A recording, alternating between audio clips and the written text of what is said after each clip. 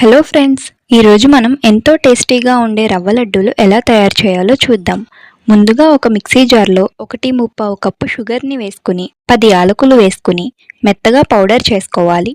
తర్వాత ఒక కప్పు పచ్చి కొబ్బరి ముక్కలను మిక్సీ పట్టుకోవాలి. ఒక ప్యాన్ మీద కొంచెం నెయ్యి వేసుకుని జీడిపప్పులను వేయించుకోవాలి. అదే ప్యాన్లో ఒక కప్పు కొబ్బరి తురుమును వేసుకుని కొంచెం డ్రైగా అయ్యే వరకు వేయించుకోవాలి. తర్వాత 2 కప్పుల బొంబాయి రవ్వ వేసుకుని కొంచెం కలర్ మారే వరకు వేయించుకోవాలి. ఇప్పుడు ఒక గిన్నెలో షుగర్ పౌడర్, వేయించుకున్న బొంబాయి రవ్వ, కొబ్బరి తురుమును వేసుకుని కొంచెం మిక్స్ చేయాలి. తర్వాత కొద్దిగా పాలు పోసుకుంటూ జీడిపప్పులు వేసుకుని ఇలా వీడియోలో చూపించిన విధంగా రౌండ్గా లడ్డూలు చుట్టుకోవాలి. అంతేనండి, ఎంతో టేస్టీగా జ్యూసీగా ఉండే రవ్వ లడ్డూలు రెడీ. మీరు కూడా ట్రై చేసి ఎలా ఉన్నాయో కామెంట్ చేయండి. ఈ వీడియో మీకు నచ్చినట్లయితే లైక్ చేయండి, షేర్ చేయండి. Please subscribe to our channel. Thanks for watching.